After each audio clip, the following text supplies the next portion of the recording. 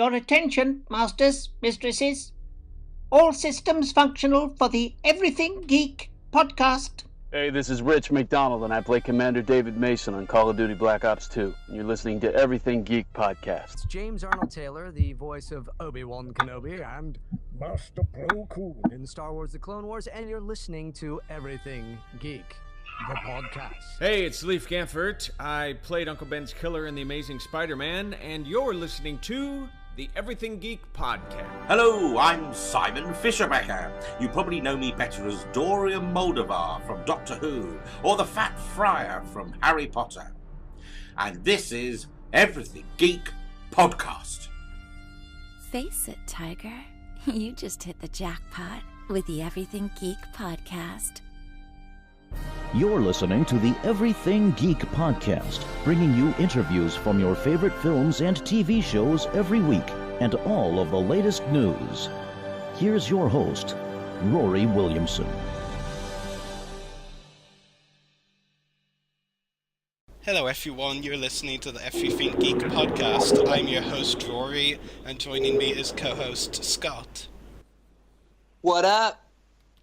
And also joining us today is a very special guest. We have actor Tom Pelphrey, who stars as Ward Meachum in Marvel's Iron Fist. His other notable roles include Kurt Bunker in Banshee and Banshee Origins, Jonathan Randall in Guiding Light, Mick Dante in As the World Turns, Dan in Excuse Me for Living, and the voice of Connor Morgan in Homefront. How are you today, sir?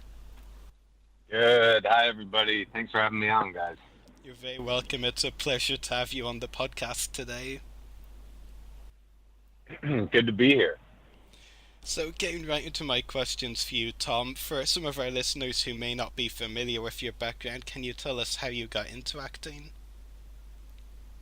Yeah, well, I went to the high school I was going to is a public high school, and I really wanted to play football, actually. And my mom wouldn't let me until I got to high school, so I got to high school. So I played for about 2 weeks, and I get hurt, and I sucked at every other sport, so I figured it really just wasn't going to be for me. And I was on crutches for a bit, and one of my friends said you should audition for the school play, which at that time was a musical called The Pirates of Penzance. Now, I couldn't sing or dance, and I still can't do either. But for some reason, I did decide to audition for that play, and I got a little part in the chorus. But I guess the most important thing that came out of it was the man who was directing the show, his name's Stephen Kazikoff, and he changed my life. And it turned out that the high school I was going to anyway had a special performing arts program that would begin your sophomore year, junior and senior year, where you'd basically spend half the day in regular high school and the other half of the day, doing acting, voice. Instead of gym class, you have dance classes, stuff like that. Anyway, this guy Kaz, I met him doing that play, and just in my little interactions with him in my little chorus role, I was blown away by this man and how seriously he took what he did and what he demanded of everyone around him. And in a lot of ways, I thought he was tougher than the football coaches. And I just really gravitated to him and what this thing could be the way he saw it. Versus, up until then, my idea of what theater or drama was kind of a cliquey, not very serious, frilly kind of, nonsense. That's really interesting, though, the way you got into acting, sort of, because, you picked up that sports injury, and then you kind of inadvertently got into acting because you were recommended to, go do that play. That's really interesting. Yeah. I mean, it was something that I'd had mild interest in middle school, and I literally remember going to an audition for a play in middle school, and I walked in the back of the auditorium, and I saw the person who was directing the show, which was one of the teachers, just like sitting around with a bunch of kids, and the way they were talking and laughing, and there was clearly no organization, and the whole thing just felt cliquey. And I turned around and I left. And it wasn't, I don't think it was any kind of snobbery on my part. It was just like, oh, that's what that is. I'm just not interested in that, Yeah, that makes a lot of sense. Now, can you tell us how you were originally cast as Ward Meachum in Iron Fist? Yeah, so they I got an audition from my agents, and it was undisclosed name of project, and so I get this. Basically, all I get is a scene, and at the time, the character of Ward, I think, was called Walter or something.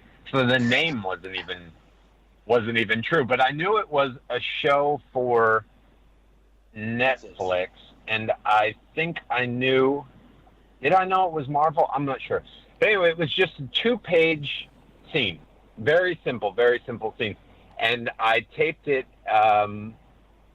myself because I was out of town at the time that they sent it, and I was like, oh, I can do this myself. This is, I'll just tape it and send it in. So I did, and I didn't hear anything, and it was in the middle of pilot season, and time went by, and about a month and a half later, out of nowhere, with no contact in between, they called and said, we want to test you for this role, and we want to do it in like 3 days. And I was, of course, very flattered. However, I was like, yeah, but I still don't know what it is. If an actor tests, right, for a TV show or something like that, you're signing a contract in most cases for a few years, where you're sort of, signing away the possibility of signing away a few years of your life. Now, exactly, because it's a best case scenario that the show gets picked up and runs for that long, but at the same time, it's a serious contract. If it is successful, it's very binding. So, I was not just gonna test for something that I didn't know what it was, as cool as I thought it might be. And I expressed that, and they were very accommodating. And yeah, well, it's like, you get a little bit older, and it's like, I'm not just jumping at anything anymore. I want to be able to believe in it. And the thing is, I already know if I don't believe in it, if I'm not passionate about it, I'm not going to be as good. And if I'm not passionate about it, there's so many talented actors out there. You might as well get a different one who is, and I don't waste your time, But the people were great. Marvel was like, come on in, because I was in LA. Come into, Marvel headquarters. I go in, park the car, and I walk into this building. I walk down this hallway, and it's like this building where half the offices are empty. And I go down, and I say hi to the receptionist, at which point I surrender my cell phone. No joke. And right into this back room where there's it's this tiny room, and there's a desk. And they're like, sit here, we'll bring the scripts. So they do. They bring me the first 2 scripts. And I start to read, and the door opens again, and it's Jeff Loeb, the president of Marvel Television. Wow. And, as a kid, I read comic books, and Jeff Loeb, from some of those amazing Batman, Long Halloween, all those graphic novels, I was like, oh my God.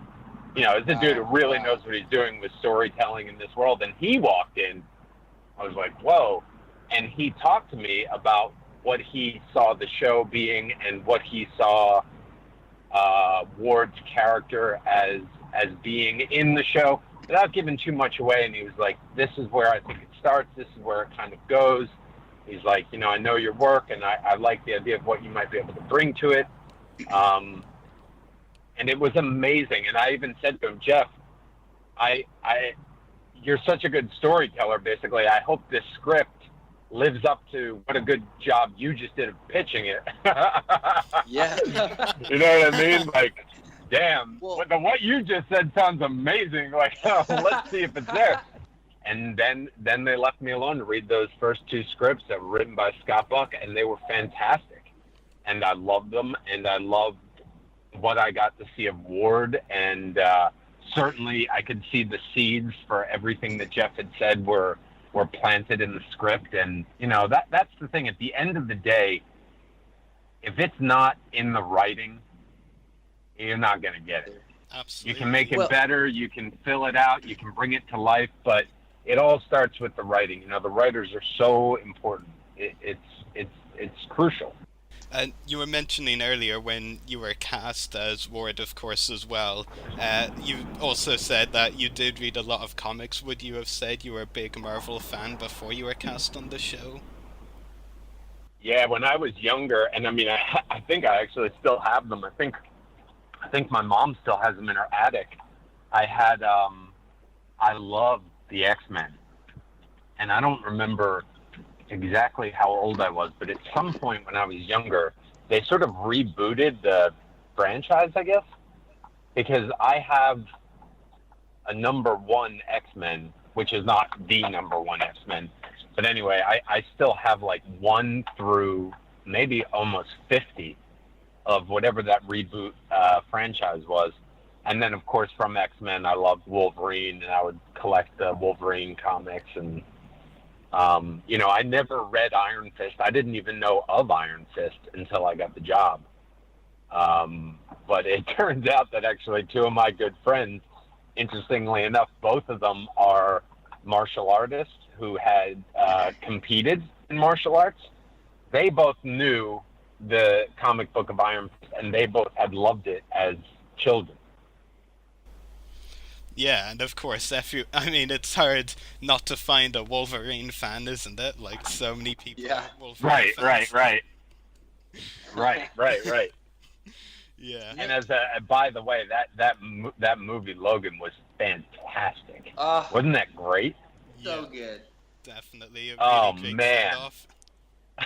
Oh, that was an amazing send-off. I mean, I was like, I don't know, man. That's got to go right up at the top of, best superhero movies ever made. Yeah, I think we all teared up, that's for sure.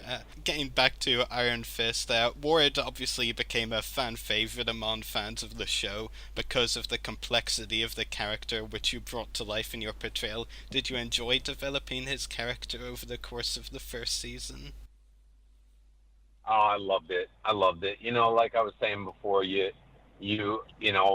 guess everyone works in a different way, but for me, I can never help but kind of fall in love with the character, because I feel like as the actor, it's your job to understand them without judgment, like regardless of what they're saying or doing, you're meant to be playing a human being, and just like all human beings, whether you agree with them or not, there's a reason that they're saying and doing it.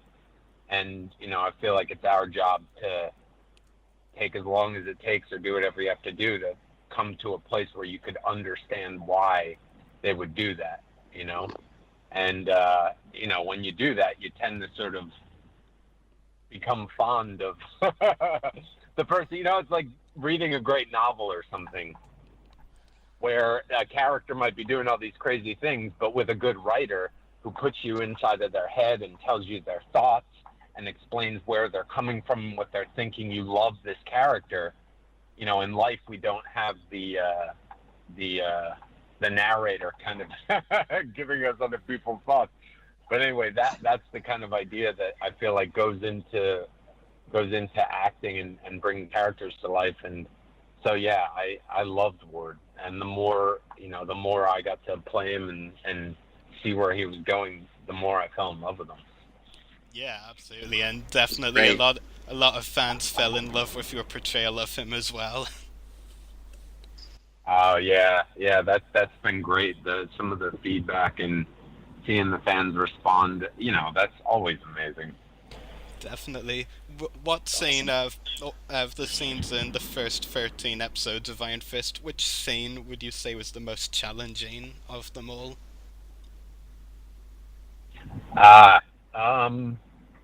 The most challenging maybe was just in terms of, I have to be careful here, I think, was maybe in episode 6. Maybe in episode 6, because the slamming my hand in the car door and going in for the just like technically speaking, there's a lot there. There's a lot of choreography, but also impediments. Like, there's a lot of layers to what you have to consider as being an influence on that person at that time, meaning like drug withdrawal plus the stress of all the other shit that's going wrong, plus the physical pain of the hand, plus on some level somewhere in his head trying to maintain some semblance of I'm okay. Right. You know what I mean? Like I got this. So, sometimes those scenes, I mean, look, they're so exciting to get to do. And I wouldn't say difficult, I would say challenging because it's in a good way. But, a scene like that where you are trying to keep all those balls in the air can be pretty challenging. Yeah, definitely. And I have to confess, when you said I'm okay, I genuinely was just thinking about the police car I can hear in the background. Yeah, they're FDMY ambulance. Yeah, that would be like one of the most hysterical moments on the podcast if a guest got arrested or taken away in an live on the podcast. Highest listeners ever. Now, while the second season of Iron Fist hasn't been officially announced yet, if you were to like give your own opinion, what would you like to see in the future for Ward if the show gets a second season? Oh man, so many things. I gotta tell you, just because I love doing the fighting and all that stuff like we got to do on Banshee, that I'm like, man, is there any way the Ward can have some kind of superpower? Every little or like, can he pay someone to make some kind of serum where he's just, stronger than normal or something? Because, there's that part of me that's watching, we had an amazing stunt team and like they had this whole room set up and all the training and the working and obviously getting to see the show and seeing how beautiful and really impressive some of those fights turned out. There's a part of me that wants to be involved in that. But really, I would just love to see that we continue honoring that journey that Scott Buck started and that we continue to allow it to have complexity, like Ward ends the season, seemingly helping and good and all that stuff. But I love the idea. I love the fact that he struggles with things and that he struggles with drugs and all that stuff. And I would love to see us not downplay that or make it too simple. It is complex and it is really difficult. And it's obviously a problem that is unfortunately pretty rampant in our country right now. And, if there's a way to honor the complexity of that while still serving the overall story, that would be pretty awesome. Yeah, definitely. And given how complex Ward is, of course, it would definitely be really good to see the show continue to honor that, as you said. My final question for you, Tom, before I hand you over to Scott, do you have any upcoming acting roles or any other projects that you would like to talk about? Yeah, well, I don't know how much I can say, but in a week I'm leaving for China. Nice. I got a film I'm really excited about, and it's called Crazy Alien. And it's a Chinese film written, and it's going to be directed by a Chinese director. And I've only met him over Skype, but he was lovely. And I've seen some of the other stuff he's done. He's very talented.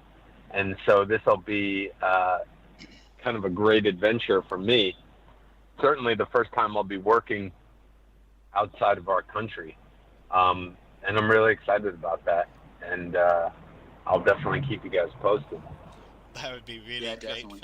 Thanks. And that just sounds really exciting, getting to work in China on a film. I mean, never mind that it's a film called Crazy Alien, but getting to work in China, that's very exciting. Best name ever. Yeah. Yeah, it's No, exactly. The whole thing is pretty exciting, and looking forward to it.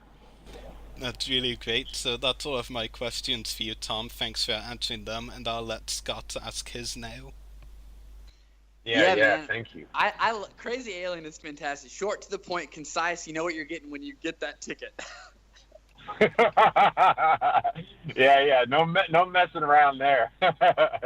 You like crazy? You like aliens? This is a movie for you. This is a movie for you. Come to the right place. I thought your performance was so powerful because it seemed to be so difficult because you transitioned into like 3 different characters throughout the whole show, if not more. You know what I mean? Coming from like at first I was like, okay, you're just the bad guy. You're just a mean-faced bad guy. And then you're like, oh, you're like a struggling addict. Oh, you're like the good guy now. What happened? Like, you're like trying to help everybody. Like, you're the only one telling the truth. You know what I mean? Like, it was just such a powerful transition, you know, to go boom, boom, to boom, to boom. Like, what was that like as an actor? Like, how did you navigate that, and how did you prepare for that? You know what I'm saying? Yeah, yeah, no, totally. And great question. And, you know, that getting to do a character like that and a journey like that is every actor's dream. I know, these are the things. I was like, I bet he's having so much fun. I remember thinking that. Well, Scott, you're absolutely right, because I was having a blast. And I mean, you go to work every day. You're so grateful. You come home when you get a new script. You're challenged. You feel like you got to be on top of your game. You got to be focused. And for me, there's no greater feeling. I mean, it's so exciting to be kind of pushed and challenged by the material. And, you know, again, that all comes down to the writing. If the writers aren't writing the character doing those things, I never have the opportunity to bring them to life or to live them out or to decide how we do them or what it means, you know? Right. You know, it's a very interesting thing in a TV show, to your point about the longer arc, and like Ward was kind of the bad guy, and then he's sort of seen this other way, and then this other way ultimately. And I really love what you said. It's like he's the only one, for the most part, on some level, telling the truth all the time. But on a TV show, well, maybe this isn't always true, but in our case, right, we start filming, we start the TV show, we only have 2 scripts. Now, it's possible in the writer's room that they had a certain outline for the rest of the season and that they had a general idea of what was going to come. But as the actor, being on a TV show puts you in a position that you're never in anywhere else. Because if I do a play, I have the entire play from day one. And then I can build the performance because I know that we're going from A to Z, and I can choose all the letters and all the ways in between to get the character from start to finish. If I do a movie, it's the same thing. I have the entire script before we start, so I know the whole journey. Now, a TV show is kind of a leap of faith because I understand where we're starting, and I can talk to people about where they think the show might go. But at some point, that's why you want to read the scripts and stuff. You want to say, am I in the hands of talented people who I can trust, you know? And I definitely felt that way, and more so even after I got the job, because, you know, realizing that I don't know where this is going. So it then becomes kind of crucial, for me anyway, to say I need to be on the same page as our showrunner. I just need to know where his mind is at so I can put my mind in the same place, basically, to help serve the story as good as possible. And so I reached out to Scott Buck, and I was like, you know, just asking him all these basic questions. And he wrote me this amazing email back, and it was full of active, emotional language. You know, I was immediately informed about everything I asked and then some, but also impressed that Scott clearly understood that he was writing an email to an actor, meaning like the way he was talking about things was in a kind of language that was just rich. It's the kind of way actors like to speak or be spoken to, or at least I do anyway. And from that point on, I understood where he saw Ward's heart, meaning like what is the most important thing to him. And we both, you know, talked about this before the season started, where I felt and he felt that the truest thing about Ward is that he loves his sister, you know? And then to answer your question about how do you prepare and how do you go through all those changes, every scene, every script, I would take it home and break down what he does or says through however many layers it took to get down to the basic equation of he's doing this because he loves his sister. you know? And sometimes it was very obvious, like, oh, he's telling this lie right now to keep Joy safe. But other times it was like, well, he's doing this because if this happens, she would be in trouble. So therefore he has to do this because he loves his sister. You know what I'm saying? Like always bringing the choices back to the main idea of the character, you know, because we're all motivated by a strong feeling about something, even if we're not aware of what that is. And in that sense, you kind of always have a true north, you know? Well, Tom, I just was curious, you know, we talked a little bit about just your performance in the Iron Fist show, season 1, which was just so good. And I know this is probably going to be really hard to pin down, but I'm going to challenge you.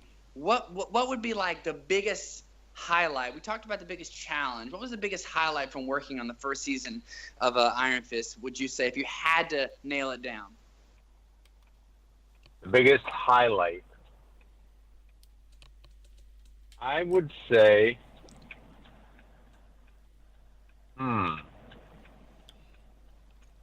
know it's a tough one. Can I twofold it, because you know, I really love getting to meet and work with David Wenham and Jessica Strout. You know, I spent the majority of my time at work with the two of those guys, and everybody was great. But like really, when I was working, 90% of the time, it felt like I was either with Jess or I was with David or both. And I just love them both. They're so amazing, and I've stayed in touch with both of them, and I feel very strongly for both of them. And they just made working so much fun. They were both so talented and professional, and we could do the work, and we could also laugh and have fun, and you know, just be honest and open with each other. And it was all very supportive and positive. And you know, when you work with partners that you like, and you get to show up to work and they surprise you and they make you better, and you know, it's so awesome. And it doesn't always happen. So I guess it's worth saying when it does. It absolutely, you know, those two were definitely one of the highlights of the show. And that was communicated too. That family dynamic, man, we bought it. Like that sister brother and that father. I mean, like it really communicated well, you know. Yeah. They did a great job. I mean, I just love that they chose that, you know, that way of telling that story. You know, I love that Scott Buck loved that idea of that family dynamic and that sort of twisted, strange. I mean, it was so dark sometimes, but also so funny sometimes. So, yeah, it was a blast. Those two are great. Yeah. Okay, and well, let me ask you, and how would you describe, obviously, you mentioned those two, but just overall, the cast and crew of Iron Fist, like, you know, how would you describe that experience, maybe versus other experiences you've had, or what was new, or? Yeah, well, the whole cast is great. Finn and Jess were fantastic. There was just, you know, sometimes weeks and weeks where the only time I would see Finn and Jess would be, meaning Jess Pennick. Sometimes it would be weeks and weeks, and the only time I would see them would be at our table reads. You know, because it was as if when we were filming at times, it felt like there was two different shows. You know, there was the Meachums, and then there was Danny Rand and Colleen Wing and everything that was going on with them. And, you know, sometimes obviously we would interact, and certainly I got to have some great scenes with Finn, and even Jessica in the beginning. But, you know, it just felt like two different worlds. But they're both great, and they were fun and lovely, and you know, when we would all get together, we would have a great time. The interesting thing, though, is the crew. Because of the way that the Marvel has it all set up, that crew has worked together on many shows previous to Iron Fist. So, oh, man, it's such a huge benefit, because they come in all knowing each other, all having a real shorthand. You know, it's kind of like a well-oiled machine, and it just allows so much stuff to happen so much easier than it would on another show, especially when you're talking about the first season of a TV show where you have, however many people are on set at any given day and everybody's new. It takes a long time to kind of find your rhythm and get things rolling. But in so many of the aspects that involve the crew, we really hit the ground running. Like all their teams and their interactions, they'd all been established. And it was kind of amazing because they had a very generous, welcoming attitude. And it was sort of like welcoming the actors into this family that kind of already existed. And, I think we all felt pretty supported by our crew. And I know I definitely bonded with them and was grateful for how professional they were and how good they are. It's definitely a team game. It is definitely a team game and a team effort. And, I definitely, you never lose sight of that. And now you're in the Marvel family. Yes. Yeah. I'm waiting for a Marvel situational comedy, The Meachums, in the style of like All in the Family or Roseanne. Dude, I would love it. But somebody was kicking around the idea of The Meachums Take Miami. Now that's a show I would. I'll tell you that. Oh okay, my God, my it would be so much fun. My last question before I pass it back is, just real quickly, what would you say has been the most challenging role in your career so far? You're spanning your entire. Was it that first play you did? Wow, that's funny. The most challenging one, and one that I definitely wanted another crack at, was a play called Wojciech. Have you heard of that play? No. It's a German play by this writer, Buchner. It's spelled like Buchner. Yeah, well, it's really interesting because this writer died when he was only 24 years old, and he'd only written 3 plays, Lance and Lena, another play, and then he wrote this play called Wojciech. But when he passed away, it was scenes in no particular order on his desk. And so, depending on the translation of the play you get, the scenes are in different orders. And also, depending on the translation, the English is slightly different because it's translated from the German. Sure. It's a really dark, really interesting play. And Wojciech, the main character, has an epic journey. But it's really fascinating. They did a production of it at BAM years ago where Tom Waits scored the play with his music, which, I would have loved to have seen that. But, just the whole, everything about the play from its origins and all of it is always fascinated me. And that would be one I would love to try and get to do again. Because, I feel like as much as I felt proud of it at the time, it was kind of only scratching the surface. Yeah. Right. That's awesome. Yeah. I love Tom Waits. Oh, me too. Talk about a storyteller. For sure.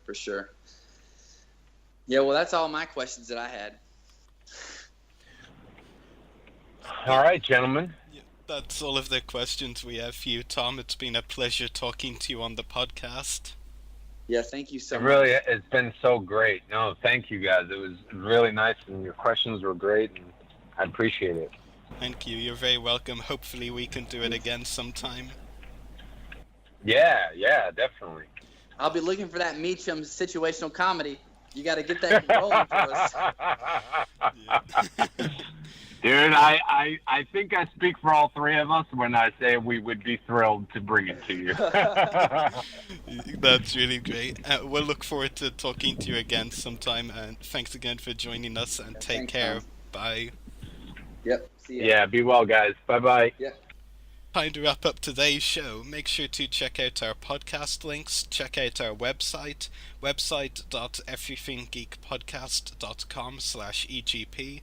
Check out our Facebook page, www.facebook.com/everythinggeekpodcast.